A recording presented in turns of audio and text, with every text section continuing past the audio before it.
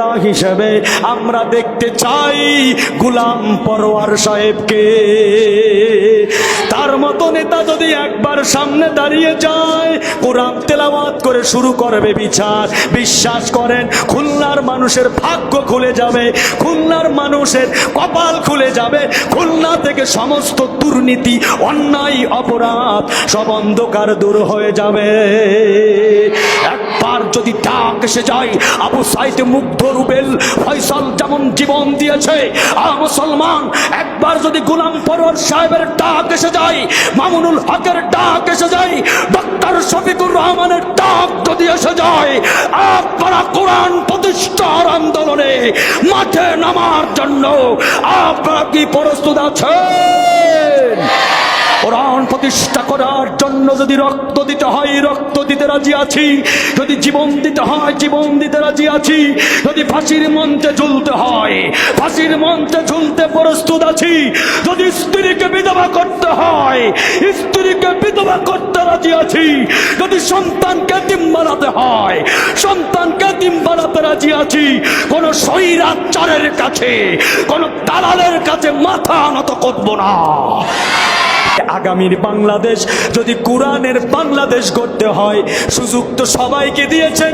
আইয়ুব আলীর শাসন আমরা দেখেছি, বঙ্গবন্ধুর শাসন দেখেছি, হাসিনার শাসন দেখেছি, খালেদার শাসন দেখেছি, একটা শাসন দেখতে বাকি, সেইটা হলো আল্লাহ পাকের কোরআনের শাসন।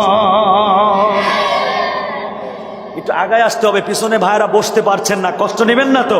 আল্লাহর কোরআনে সূরা মুজাদালা। আপনারা বলতে পারেন হুজুর আগামীর বাংলাদেশ কেন কোরআনের বাংলাদেশ গড়তে হবে, আগামীর সংসদে কেন কোরআন নিতে হবে?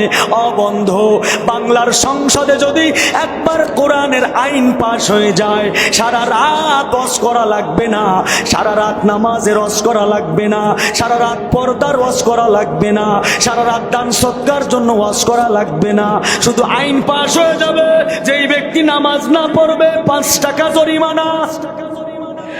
কথা কয় না?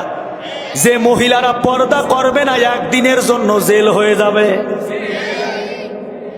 যে সুদ খাবে তার বিচার হবে, যে চুরি করবে তার হাত কেটে দিতে হবে, যে জিনা করবে পাছার উপরে 100টা বেতের বাড়ি মারতে হবে, বিয়ের পরে যে পরকিয়া করবে, জিনা করবে, মাজা পর্যন্ত গলা পর্যন্ত বালুর ভিতরে কেটে ফেলতে হবে, তত সময় পাথর মারতে হবে, যত সময় মৃত্যু না হয়। বলুন তো এই খুলনার জমিন আর কোন চোর থাকবে?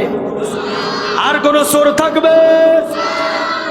কোরআন একমাত্র পারে মানুষকে আলো দেখাতে, কোরআন একমাত্র পারে মানুষকে অন্ধকারের পথ থেকে আলোর পথে নিতে। আল্লাহ বলেন, লে তো খরে জান না সামিনাত যুলুমাতি ইলান নূর।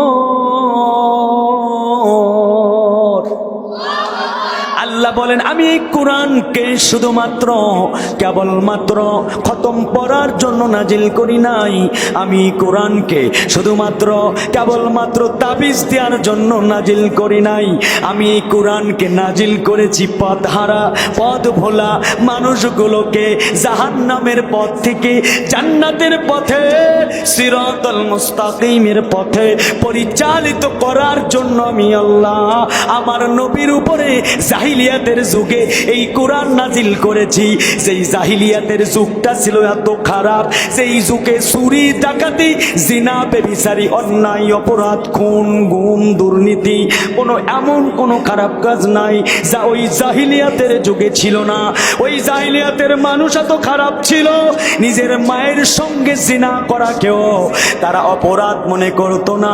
কন্যা সন্তান জন্ম নিলে তারা কুলক্ষণ মনে করত। বাবা নিজের হাতে কন্যা সন্তানকে মাটি চাপা দিয়ে দিত, পাথর চাপা, বালু চাপা দিয়া হত্যা করাকেও তারা অপরাধ মনে করতো না। আমার নবীর উপরে আমার আল্লাহ যখন কোরআনুল কারীম নাজিল করলেন, আমার নবী কোরআনুল কারীম তেলাওয়াত শুরু করলো। কোরআন তেলাওয়াত শুনে মানুষগুলো যারা ছিল চোর তারা হয়ে গেল সম্পদের পাহারাদার। যারা ছিল নারী সতীত্বের জম, তারা হয়ে গেল নারী সতীত্বের হেফাজতকারী। আবু বকর মতো মানুষ তৈরি হয়ে গেল, উমরের মতো মানুষ তৈরি হয়ে গেল, বিলালের মতো মানুষ তৈরি হয়ে গেল। আমার নবী বললেন আমার যুগ সর্বশ্রেষ্ঠ যুগ। ও মুসলমান, যেই মক্কা ছিল খারাপ, যেই জাহিলিয়াতের যুগটা ছিল সবচাইতে খারাপ, যেই জাহিলিয়াতের যুগের মানুষগুলি ছিল অন্ধকারে ডুবে, আল্লাহর নবীর উপরে আমার আল্লাহ কোরআন নাজিল করলেন। আর এই কোরআন শুনে, কোরআন মেনে মানুষগুলো সোনার মানুষ তৈরি হয়ে গেল। নবী ঘোষণা দিল আমার যুগ সর্বশ্রেষ্ঠ যুগ। তাহলে বলুন তো, এই কোরআন দিয়ে ঘর চালাতে হবে, এই কোরআন দিয়ে ইউনিয়ন পরিষদ চালাতে হবে, এই কোরআন দিয়ে সুপ্রিম কোর্ট চালাতে হবে, এই কোরআন দিয়ে সংসদ চালাতে হবে।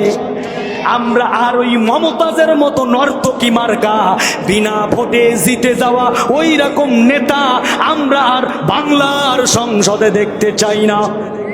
আমরা আর কোন ক্রিকেটারের দালালকে দেখতে চাই না, কোন নায়ক নায়িকাকে আমরা সংসদ সদস্য দেখতে চাই না। আমরা সংসদ সদস্য দেখতে চাই সরমনার ফয়জুল করিমকে। একবার জোরে বলেন আল্লাহু আকবার। আমরা সংসদ সদস্য হিসাবে দেখতে চাই খালেদ সাইফুল্লাহ আইয়ুবীকে। আমরা সংসদ সদস্য দেখতে চাই আমরা আল্লামা মামুনুল হককে। আমরা সংসদ সদস্য দেখতে চাই ডক্টর মিজানুর রহমান আল আজহারীকে। আমরা খুলনার রাহবার হিসেবে, নেতা হিসেবে আমরা দেখতে চাই গোলাম পরওয়ার সাহেবকে। তার মতো নেতা যদি একবার সামনে দাঁড়িয়ে যায়, কোরআন তেলাওয়াত করে শুরু করবে বিচার, বিশ্বাস করেন খুলনার মানুষের ভাগ্য খুলে যাবে, খুলনার মানুষের কপাল খুলে যাবে। খুলনা থেকে সমস্ত দুর্নীতি, অন্যায়, অপরাধ সব অন্ধকার দূর হয়ে যাবে। একবার যদি ডাক এসে যায়, আবু সাইদ, মুগ্ধ, রুবেল, ফয়সাল যেমন জীবন দিয়েছে, মুসলমান একবার যদি গোলাম পরওয়ার সাহেবের ডাক এসে যায়, মামুনুল হকের ডাক এসে যায়, ডক্টর শফিকুর রহমানের ডাক যদি এসে যায়, আপনারা কোরআন প্রতিষ্ঠার আন্দোলনে মাঠে নামার জন্য আপনারা কি প্রস্তুত আছেন? কোরআন প্রতিষ্ঠা করার জন্য যদি রক্ত দিতে হয় রক্ত দিতে রাজি আছি, যদি জীবন দিতে হয় জীবন দিতে রাজি আছি, যদি ফাঁসির মঞ্চে ঝুলতে হয় ফাঁসির মঞ্চে ঝুলতে প্রস্তুত আছি, যদি স্ত্রীকে বিধবা করতে হয় স্ত্রীকে বিধবা করতে রাজি আছি, যদি সন্তানকে এতিম বানাতে হয় সন্তানকে এতিম বানাতে রাজি আছি। কোন স্বৈরাচারের কাছে, কোন দালালের কাছে মাথা নত করব না। কারা কারা হাত উঁচু করে দেখান।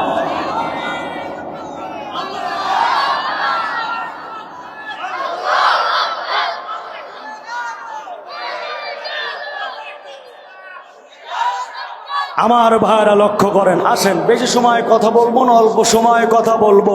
কোরআনের রাত যদি বাংলার সংসদে কায়েম হয়ে যায়, মানুষ দুর্নীতি মুক্ত সমাজ পেয়ে যাবে, জিনা মুক্ত সমাজ পেয়ে যাবে। বলুন তো, এই বাংলাদেশে পূর্বে জিনা হয়েছে, বিচার হয়েছে? চুরি হয়েছে, বিচার হয়েছে?